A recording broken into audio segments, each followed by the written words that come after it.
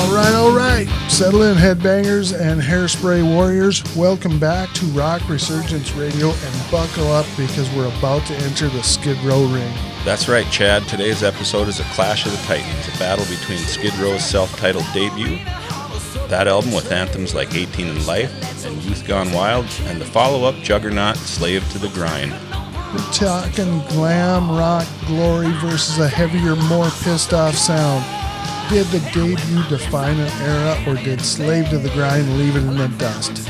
We'll be dissecting the songwriting, the musical evolution, and of course the legendary pipes of Sebastian Bach. This is going to be a brawl for the ages. Let's get ready to rumble. Welcome back to another episode of Rock Resurgence Radio. This episode is going to be a versus episode. We're going to take Skid Row's first album versus their second album, Slave to the Grind. I'm your host, Chad. And I'm your co-host, Bergie. We are going to dissect these things and song by song and kind of give you a winner, which album we like the best. It'll be a little bit of a battle, but it should be a little bit of fun too.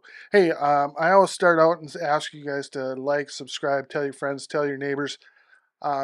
We appreciate all that. We appreciate the likes, the comments, very much, and we try to get to all those. So if there's one that we're missing, and sometimes, I say see it and I'm gonna go do it, and then I get sidetracked and with something else, and I miss it. So I apologize for that. We both work a full-time job, and it's not a job that is very easy, and it's a lot of hours. So just bear with us if we miss your comment or whatever. But anyways, we will try to get to all those.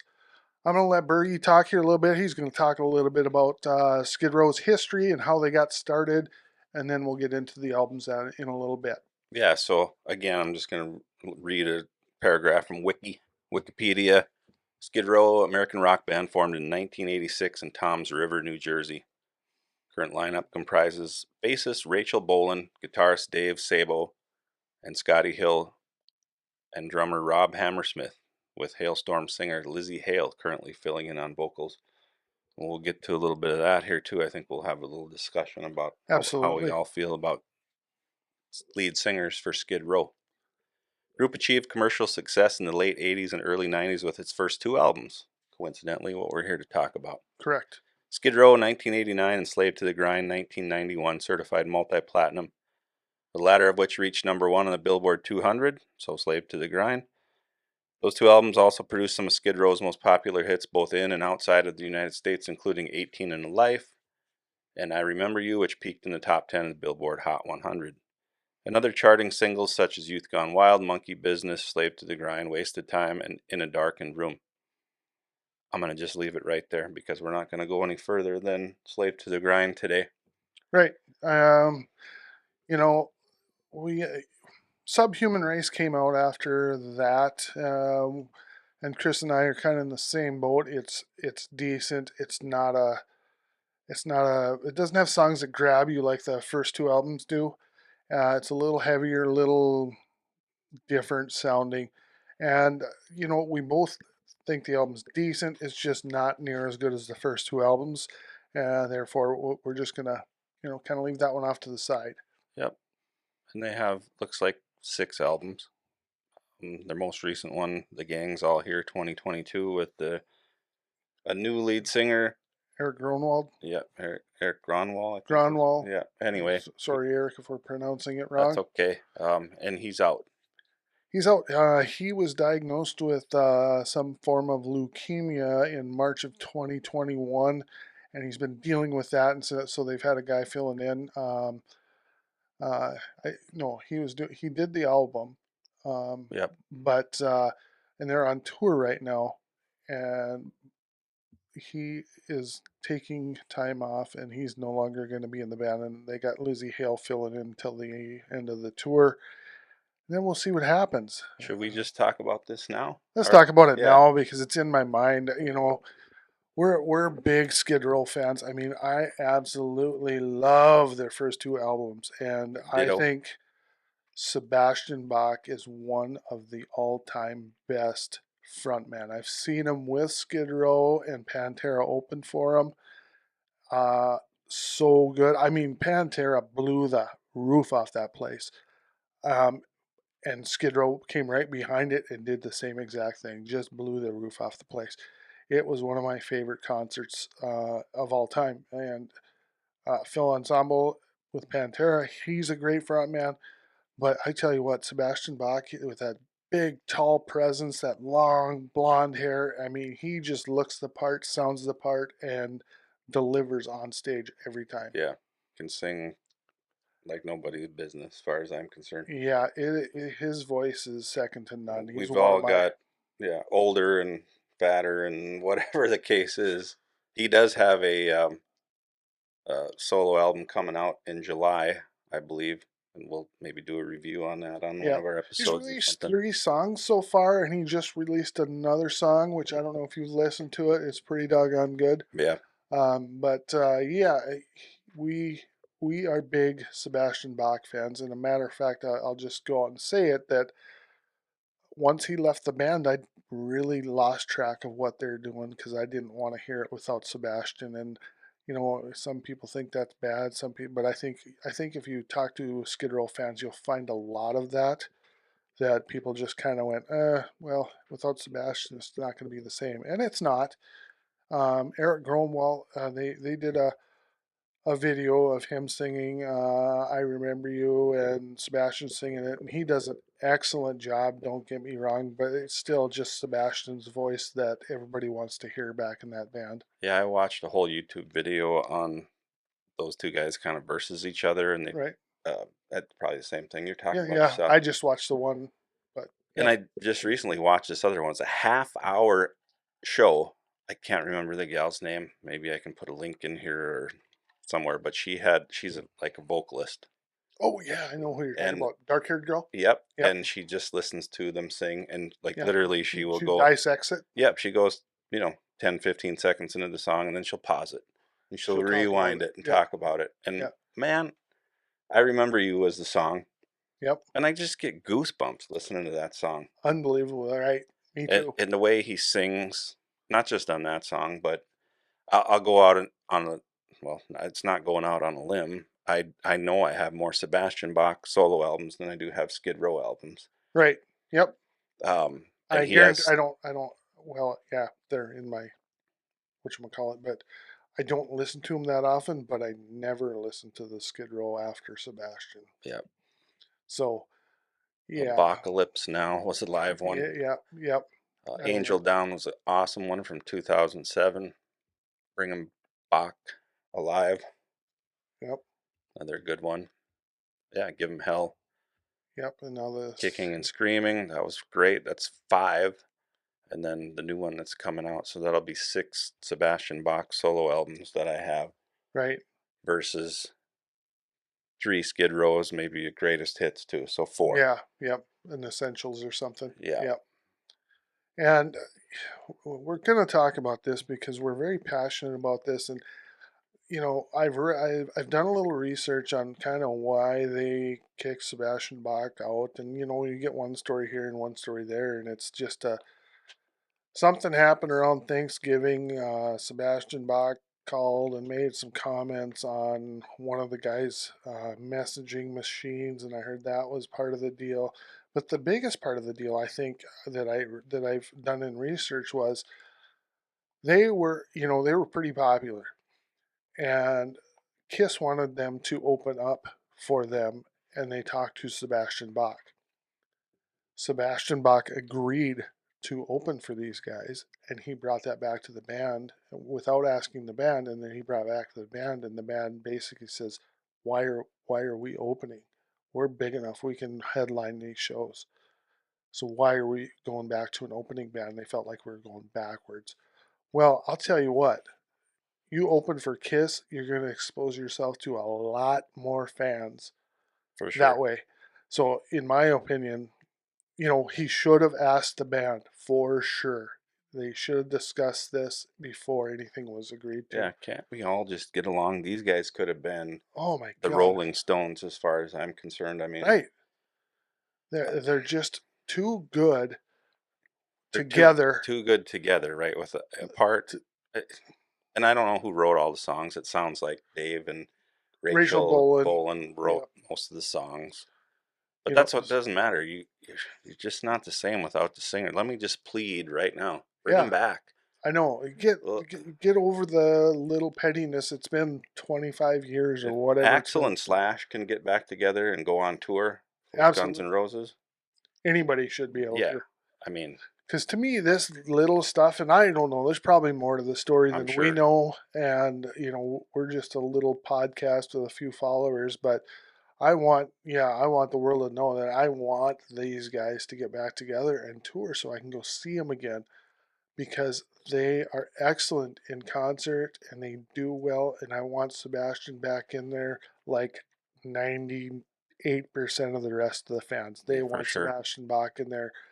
And, it would be, and they don't have to think about it as far as money, but they're going to make a boatload. They should. They'd bank big time. I would I think think. they'd make a I mean, ton. They would go back to playing way bigger arenas. yep. Just like just like Motley Crue and Poison and went on that big tour. They could do like these guys and Def Leppard and you, God, the money they can make doing this because all their fans are older, established, Got some money. and we got money to spend on stuff like this. So please get Sebastian Bach back Yeah, in the look at band. the Not in This Lifetime tour. I mean, just look at the numbers they did. I'm sure I don't have them or looked it up or anything, but I know they made a bunch of money. Guns N' Roses did Yeah, 2016, the 17, stadium tour with 18. Motley Crue and Def Leppard and Yep, Poison Guns N' had. Roses and Skid Row could tour I know together, it's or just somebody. the opportunities are out there, and I just wish that they could set their differences aside and just do it because I think it would be good for you because you've grown up, you're older now. There isn't going to be that angst, young angst that everybody gets kind of bullheaded when they're young and they don't want. I'm right and you're wrong and blah blah blah. Just set it aside, for and go tour for 3 years, and you guys would make so much money, and all the fans would be so happy. Right. So we're kind of begging you to do that. Do an It's, album, we'll all buy it. Everybody that absolutely. bought the first one, Enslaved to the Grind, will be buying that one. Yeah, and I was just talking to Chris. We're big Warrant fans and big fans of Janie Lane. It's kind of the same thing. If Janie Lane was still living, we'd want him back in Warrant. But we were also talking about the fact that Janie Lane writes such good lyrics, and these guys on their albums, their first two albums, the lyrics are very good, very catchy, very Very. unique. And it sounds like that's mostly Rachel Bolan and Dave the Snake, and I don't know if Sebastian writes as well, but God dang it, that is just magic when you guys are together. So Make it happen. let's make it happen. Lizzie Hale. Nothing against her. Nope, Nothing against female singers in rock bands. I can think of a few off the top of my head that I enjoyed, but it's it's not the same. Skid Row. I'm sure Dave and Rachel or whoever own the name Skid Row, and that's their baby. Just like this podcast is your baby, whatever. And I'm just along for the ride. But bring Sebastian back along for the ride. I don't know if Lizzie Hale is a fill-in or if she's a somewhat permanent member of the band Boy, I now. don't know. I mean, her Hailstorm does quite well. I've seen them live too, and she can sing really good. Do, is Have you seen some videos of her singing? I have not. I haven't checked for it yet. Me neither, but we should We at should. some Yep, point. we should probably take a listen, and maybe you can throw something in the editing process of maybe her singing one of the songs just to kind of see what it sounds like. But you know, I'm all for it. For her to fill in until they get a permanent, hopefully Sebastian.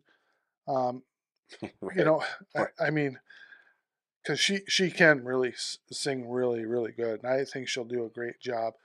But us fans all want Sebastian Bach back. So let's get a petition going, let's sign it and get it into law, make it a law. Make it a lot. We're, we had to talk about that when you're Well, talking about Skid Row, just so because, we have strong feelings about this because he is the guy we want and love, and those first two albums are so good, and his voice is so good, and he is so good in concert. We also, I think, both of us were at the Rock in the Hills when Sebastian Bach was up there. Yeah, Rock in the Hills. I don't know if this was the year he was there. What Uh, I should have researched this to see, but he right. did a solo show, He did a solo played show up Skid Row there, and songs. if you ask my wife, she will tell you exactly that he's wearing red leather pants and no shirt. And I don't remember what song he was singing, but he climbed up the Stanchion or scaffolding or whatever. whatever you call it, that goes up and over the musicians. And he was climbing up there, and he was hanging off to the side, and he was singing, and his hair was blowing, and oh my God, it was like a picture out of a book for rock stars, Yep. man. So yeah, we want that back. That's what we want. We want him in the band doing what he does. Sorry about that, uh, because he is just that good. Anyways, Yeah, big time rock star. Could be. I mean, was, still is. still is. But put him back behind Skid Row or Skid Row behind him, whatever you want to call it, and you got something there. Oh, absolutely. Because you sure had something back in 1989, and we'll start there with the Skid Row Yeah, debut album. debut album. I gotta pull up the track listings because. It opens with big guns. I Yep. mean, and just I've heard you say this phrase before. Right away, just kicks you in the teeth. Right. It is a really, really good song. You know, when I went back and just for this episode and listened to these two albums, this first album, there's not a skipper on it. Not not a Not one, a not a one. I mean, are there songs that are better than others? Absolutely, for sure. but they're all seventh, eights, nines, and tens. There is not a skipper on this album, and I tell you what, it starts with the big guns, kicks into "Sweet Little Sister." I really, really dig that song, Yeah. "Sweet Little Sister." I don't know why, but I really like that. Well, I like them all. Yeah, I'm surprised actually that you bring that up. I was thinking about this. Like, Piece of Me was a single. There's better songs than Piece of Me on there. Why weren't they singles? Why weren't they Yeah, bigger? I, "Can't Stand the Heartache" should have been a single for sure. yeah, That song is just great. Rattlesnake Shake, it's okay. That's probably one of my least favorite songs yeah. on it. It's one of my favorite songs named Rattlesnake Shake.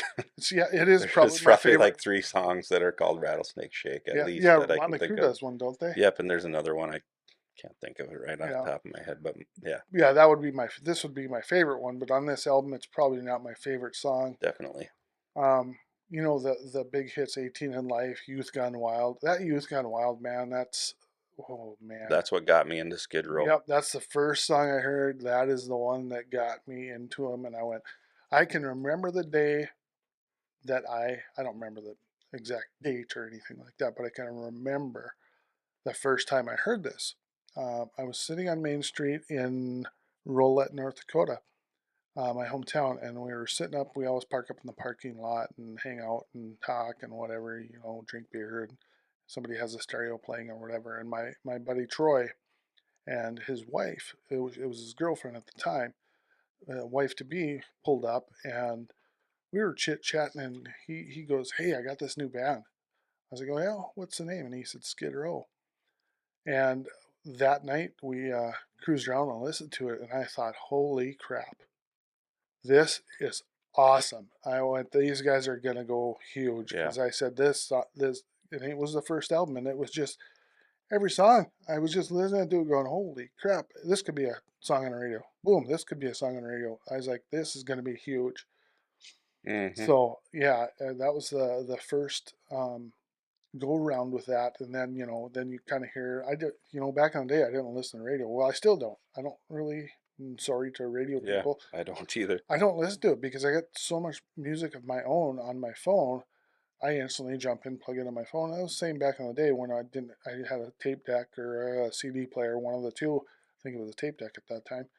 And I threw the tape in and listened to it, and then I'd get the next tape and throw it in and listen to it. I didn't Yep. ever listen to the radio, but I know these songs were on the radio. Um, So I got a and couple stories about Youth Gone Wild. do it, hit it up. So this is the song that got me into this album, And I feel like, okay, this guy, so we just talked to Phil about one of our previous episodes. He came on, told a story. But Phil and I, classmates, we got each other into music. He had the big setup in his bedroom. I can remember the big old speakers, and I talked about this once before, but he would have music and he'd share it with me the way you shared music back in the day. Yep. Burn it onto a tape. Well, burn wasn't a word they Dub. used, but you dubbed it over onto, you had a dual cassette deck and you Yep. popped it in and you put a blank tape in and you recorded it. Here you go, buddy. We did that. More so Phil did it a lot, but sometimes I'd bring stuff over to his house and he'd record it For himself. for himself. Yeah. Right. Yep. But Youth Gone Wild, I think, and maybe I'm just not quite remembering it exactly the way it goes, but I feel like I'm watching Headbangers Ball on MTV. That was a big deal. I think came on Friday or Saturday night, like 10, Yep. 9, 10 o'clock. Yep. First time they play this, and it's Sebastian, rock star. He's got the Youth Gone Wild tattoo on his forearm, and that's kind of how the video starts, and it's boom, with the drums, yeah. And I'm like, this isn't exactly how it happened because it's 10 o'clock at night. The nearest Walmart or music store isn't open probably. No. But I literally wanted to just, okay, I'm leaving to go get that album right now. Yeah. You could just tell by one song. Yeah, I didn't even have to finish the song, and I knew Nope. this is my new band I want to listen to 24/7 for a long time. Yeah, that beginning where. Yeah. Let's listen to it for a quick sec. Sure. Rolling.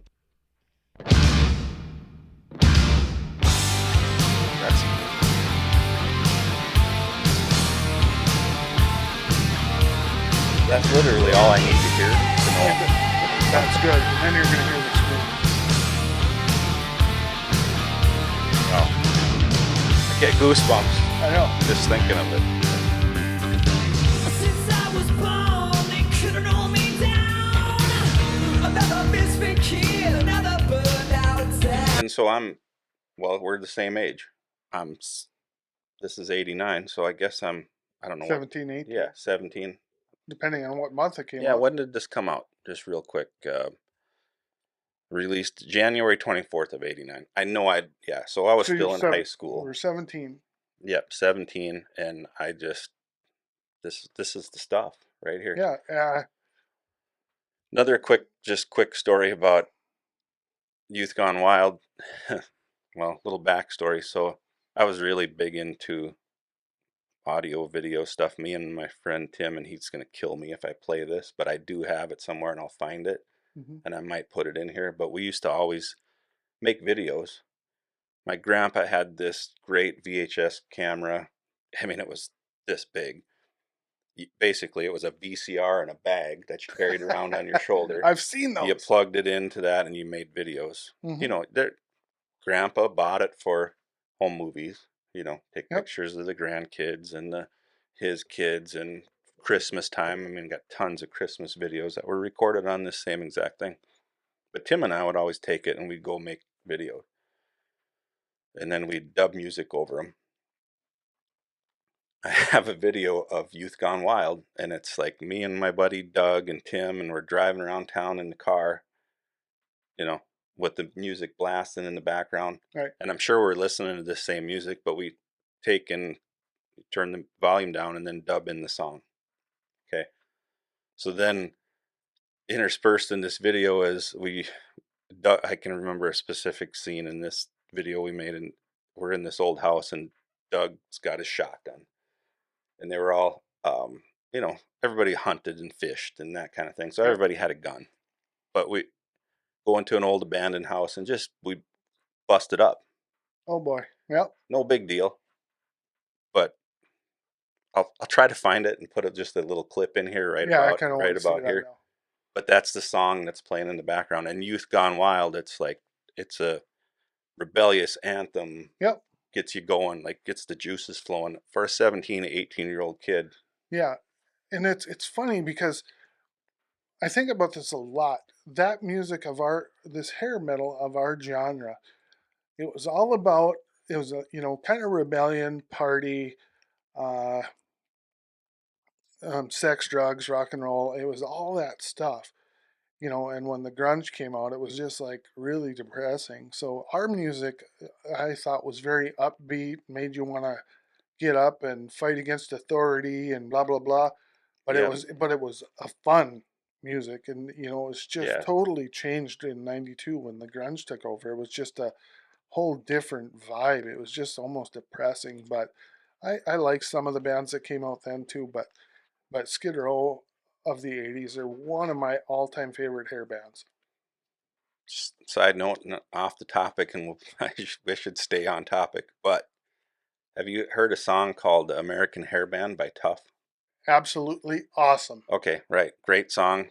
That must have came out in the late '90s or something. But he's talking about, I see you on stage in your flannel shirt, and Yeah, yeah. yeah, you know what I'm talking He's about. describing somebody grunge plays Yeah, grunge. probably Eddie Vedder or Probably whoever. Eddie Vedder or Kurt Cobain. Yeah, Probably Eddie Vedder though. not I don't think Kurt Cobain wore flannel. right. I can visually see. Yeah, but you know the song, Yep. and throughout the song, he's throwing back like shout outs to all these old bands and Right. Skid Row and Youth Gone Wild, and Yep. that's the stuff, and that's what I'm getting excited just talking about it. Hmm. You know, that song even is nothing to do with Skid Row other than the fact that he's talking Yeah, about he the does a grunge and throwback the to him. yeah. Yep. Yeah, if you haven't heard that song, it's by Tough or Stevie Rochelle. Yeah, American Hairband. It's excellent song, and it's cool. It's set to the music of Metallica, I Yeah, it believe, right? starts out, yeah, Of Sad But True. exactly. So yeah, check that out. It's a really cool tune. Maybe I'll But put that in there too. yeah, but anyways, getting back to the album, let's kind of go through the list and Okay. give them a grade or you know a score. Big Guns, great opening song. I'd give it probably 8. I love this album so much. It's hard for me, and actually It's both of them. hard for not to go 10 It's on the hard for way. me to not just throw out tens left and right. Yeah, there's going to be a few 10s on this one. Big Guns.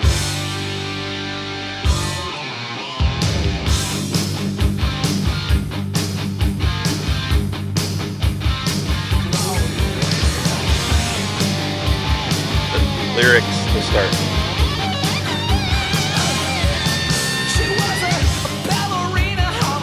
She was a ballerina on a subway train.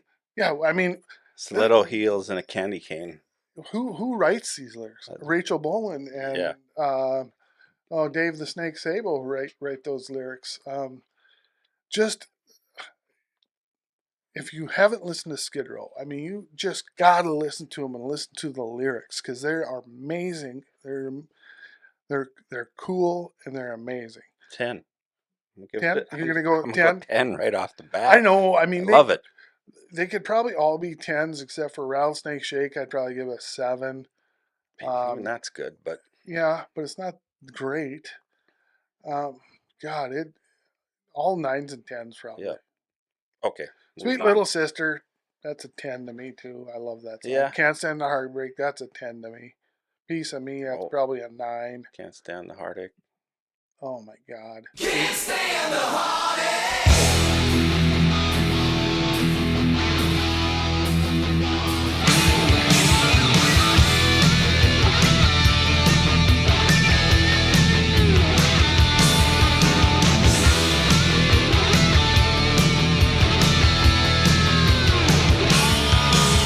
Fall in love with a twisted lady, suicide with a cover girl.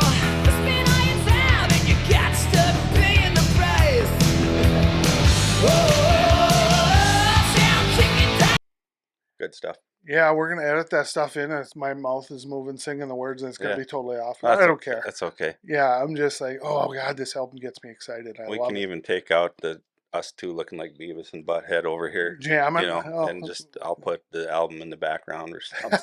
Yeah, it's just awesome, man. But it's fantastic. Love Yeah, it. I mean, I'm just gonna go through. I'm just gonna say the only song like Rattlesnake's Egg would be a 7.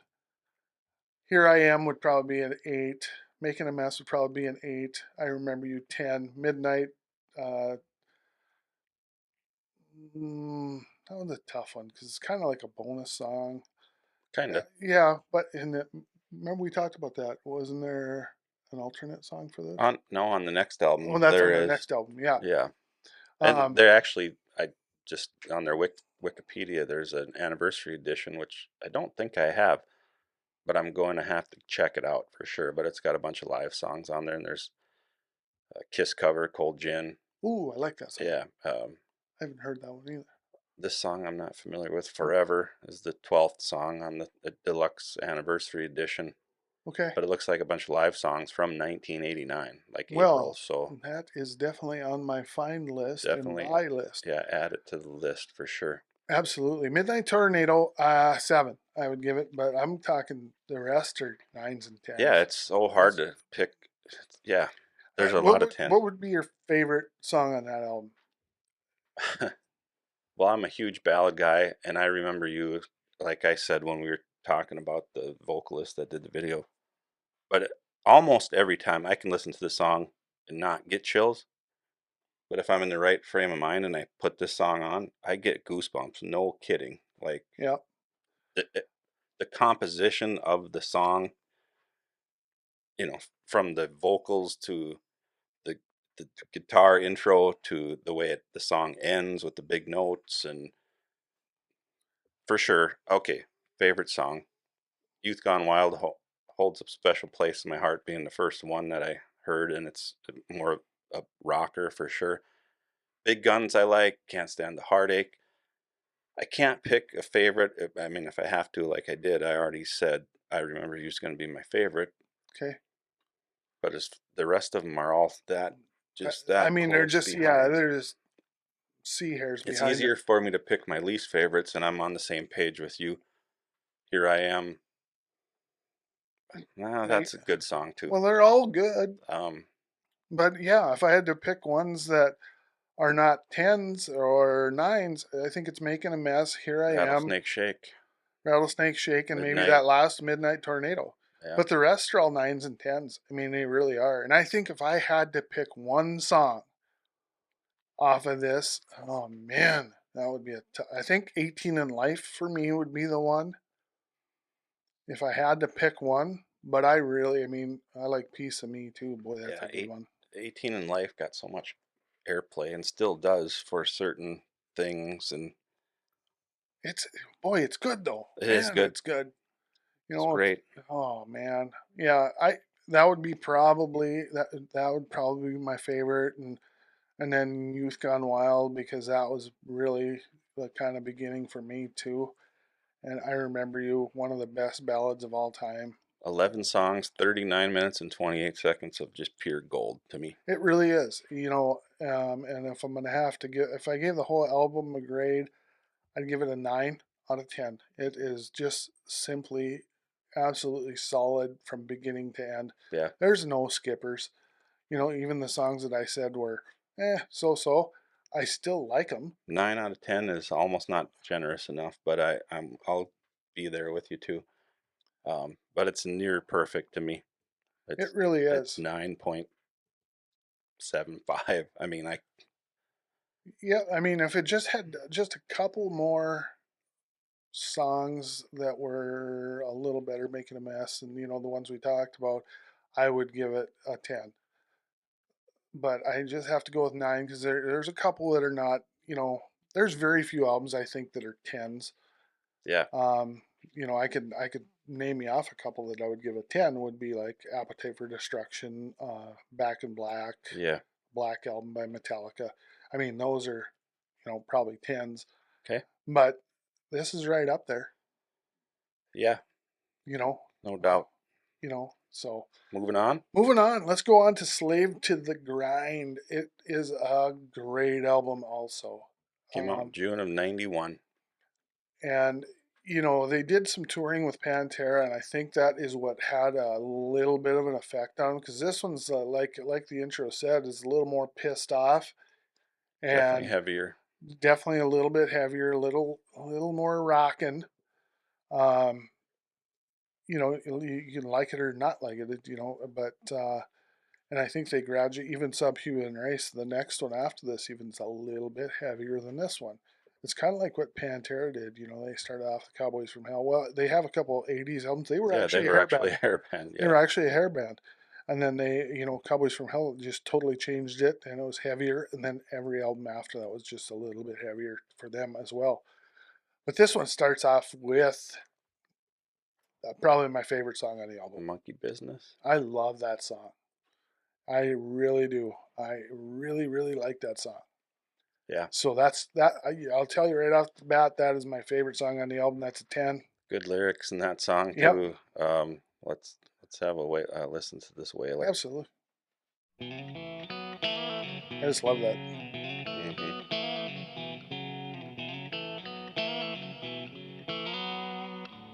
When that main guitars kick in, just listen. You can hear him turn the volume knob up. It goes.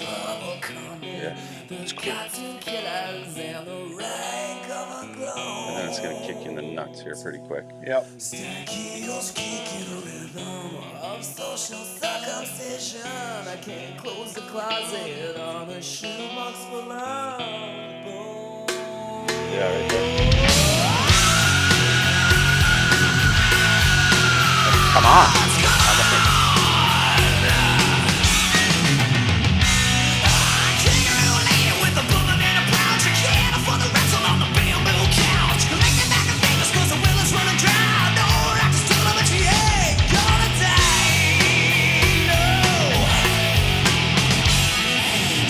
I love that song. Yeah, good song. Just absolutely love it. Good song. There's a lot of good songs. There is. I mean, yep. It's a little heavier, so it's probably some people's not their taste, but I enjoy it. Slave to the Grind, the next song's heavy too. It just starts out, you know, really strong guitar, and it's also good. Yeah, it right away, bang. Yeah, yep, right away, bang, right out of the gate. You know, I like that Monkey Business the way it starts off though. It's just kind of lulls you to sleep, and then it wakes you up with a kick in the nuts. And when did this come out? This came out in 91. Yeah, so summer of 91, June of 91. I was in the middle of my military service in the Navy, and so Chad alluded to this when we were talking about the previous album.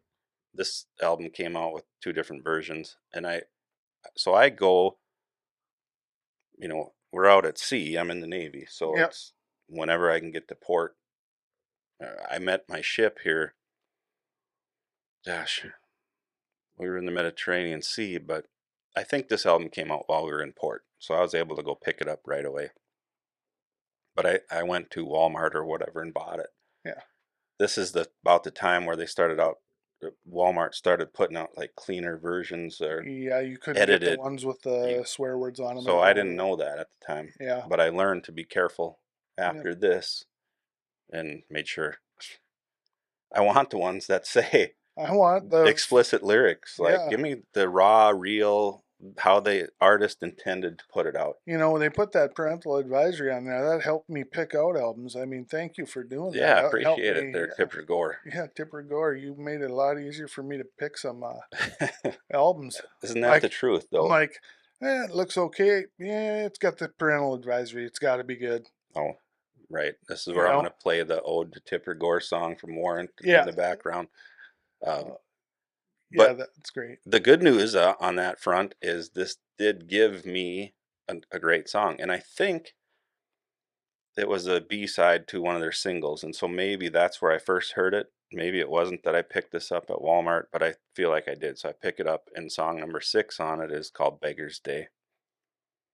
But on the explicit album, song number 6 is Get the Fuck Out. Right. And I had that album right away, the Get the Fuck Out. And then I come later to find, I don't remember how I ended up hearing that Beggar's Day, but shit, that was good enough to be on the album by itself. I don't know why it wasn't. So that on my album, really good song. It is. I have 2 song 6s on my Apple Music rip or whatever. When I downloaded it from my album to my Apple Music. Apple Music used to have a thing called iTunes Match. Well, Apple Music used to be called iTunes, right? Yeah. And they Correct. when you put your songs on there, they would upload them to the cloud and match them up with what they have. Right. And if they didn't have it, then that was just your music for yourself. And so my music for myself is this album with 13 songs on it, because I got both. Instead of 12. I got 2 number 6s, Beggar's Day and Get the Fuck Out. Right. Anyway, And, you know, I think Beggar's Day is a way better song than Get the Fuck Out. yep. By far. Get the Fuck Out is, you know, it's kind of a statement. It's kind of a pissed off song and right in your face. And if you don't like it, get the fuck out Right. kind of thing. And it's good, you know, if you want to, you know, if you have any of those places that have, like you call them, the rage room, or where you go in and break shit and get out your nasty aggressions, that would be a great theme song for those places. Because it makes you want to get up and break stuff. Do you remember this? I don't know if you had this, but I had it, and I gotta find my VHS tape somewhere. Maybe they're up in the attic, or I got a feeling I know where they're at, but if I can get them, I don't even know if I'm able to anymore. But Skid Row had a video for one of the songs, and they had a full length VHS. Oh Say Can You Scream, I think it was called. Actually, they have a couple. And I'm gonna probably Google it Google later. it and come back and edit something or put these 2 videos up. But one of them was it came with a pair of 3D glasses, Okay. and the video for the red and and the blue. Yep. Yeah. The video for Psycho Love is shot in 3D. So you Really? had to you put your glasses out and you watch the video. Didn't know that. Pretty lame, honestly. Yeah, 3D back in the day was terrible. I did end up, like, you know, 5-8 years ago, I had a 3D television. I was Yep. pretty trippy, but there just wasn't enough content. No. I still have 3D Blu-ray player and set up in my home theater with 3D glasses that probably cost $150 a piece, and you got to charge them up. And that was the thing. There's 2 different Yeah. types. You can get the ones with batteries or the ones without batteries, and I bought the LG because it didn't need the batteries in their Right. glasses, and I have the TV in my bedroom is still a 3D LG TV where they were called active lenses or passive. passive. Yeah.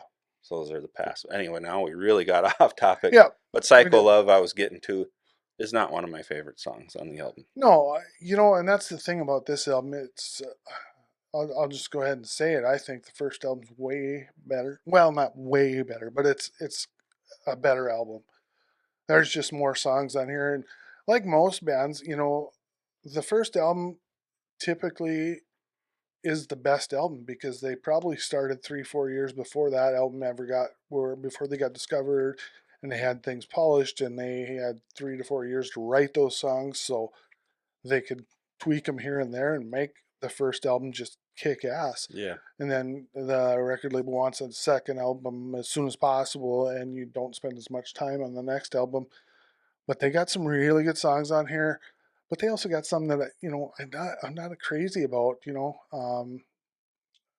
You were talking about some of the lyrics, and one of the lyrics you mentioned was in the song Riot Act. yeah, You know, say it's raining, but you're pissing down my back.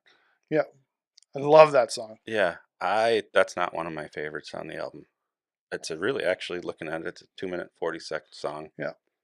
Quick, almost punky vibe to it, Yeah, like yeah. punk rock. When we talked about doing this episode, I was gonna be like, I'm gonna sit here and I'm gonna tell Chad why Slave to the Grind is the better album. But after I listen to them both, and I know there's gonna be a lot of people that are gonna say they like Slave to the Grind better. It's harder, more edgy, Heavier, more edgy. whatever you want to call it. But when I go back and I listen to that first one, the first one isn't like we just did a Firehouse episode where I talked about how they were Poppy. very poppy and very almost too good, almost too clean. When I go back and listen to the Skid Row's first one, it's still hard. Yeah, it's still a hard rock album, Yeah. for sure. Even though it's got the, the I Remember Yous and that kind of stuff on there, and the 18 in Lives, which are the bigger hits, they're more like slower. Yeah. But it's still 18 in Life. That is a rocking song. It is. The only real true ballad is I Remember You. Right. But every song on that album is really good. So cat out of the bag for me too. Skid Row's the clear winner, the The debut. debut, yeah, for me too. But I thought when I went back and listened to them both, I'm probably gonna like Slave to the Grind better. I kind of had that thought in my head That too, I was because gonna I do that. remember when I first got it and it just blew my mind Hmm. how much different and heavier. And because I was kind of getting into the heavy stuff, I was getting into Pantera and stuff like that. So I thought for sure I'm going to love this one better. But, that first album has aged so well. It's kind of like AC/DC's Back in Black. It's timeless. Yeah. I can listen to that 30 years from now and I'm still gonna go. That is a freaking good album if I'm alive. Yeah, But going back to if I had to take one of these two to the desert island and that's all I could listen to, it's gonna be the first one. me too, absolutely, Yeah. 100%. I mean, your hits on this one, Monkey Business, Slave to the Grind, In a Darkened Room, and Wasted Time, all really good songs. Um, and I really like How about Rydak, and I kind of dig Mudkicker for some reason. I don't know why. And Creepshow's kind of fun. this song? Living on a chain gang is all right. Get the fuck up. Turn on the TV, cause I got nowhere to go. It seems like there's a little trouble down in Mexico. A 13-year-old boy robs a store so he can eat it. They got into inside while killers walk the street.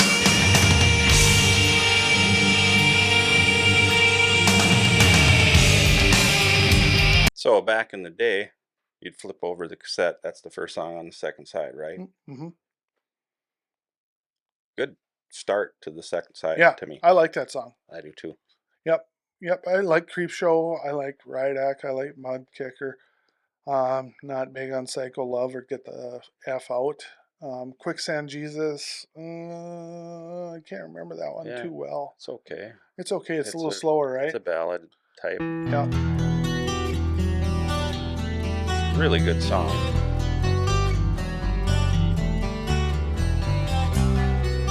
And correct me if I'm wrong. In a Darkened Room is really slow too, right? Yeah, that's the And slowest Wasted Time. ballad. Yeah, and probably. Wasted Time is this Ballad. ballad. So there's way more ballady Yep. stuff on this one. Even though it's a harder, edgier Yeah. album in Um, people's minds for sure. Well, and you're kind of the ballad guy, so I thought you'd pick this one.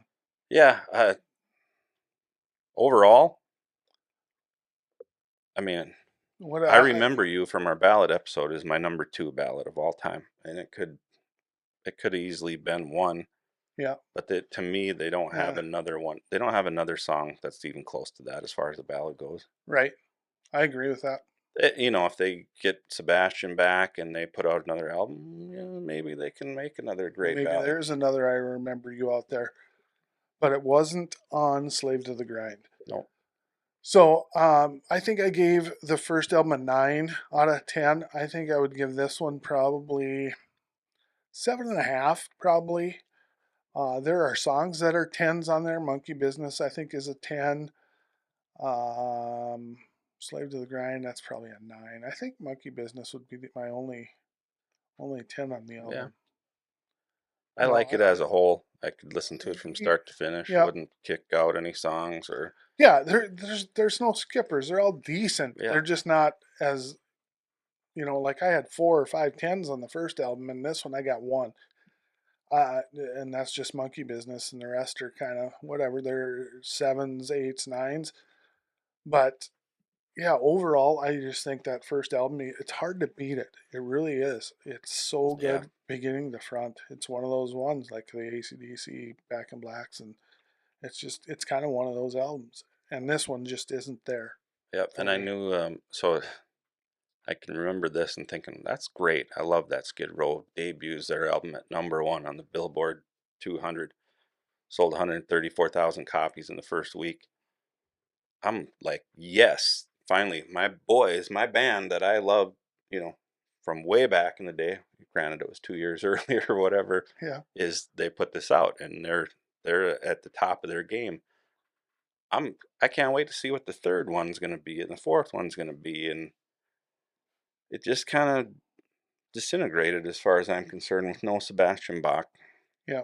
And Even even though though he was mean, on the third he was on album, the third album, which we could have talked about, but I just it wasn't in the same league as these two. I don't I get it. mean, this is a 7.5, 8 maybe, and the first one's a guys 9, 10, whatever. You can. Yeah, for me, it's pretty close to a 10, but It is. but Like I there's a said, few that there's just a couple songs that just aren't keep it quite from there. being perfect, Yep, but it's damn near perfect. it And is.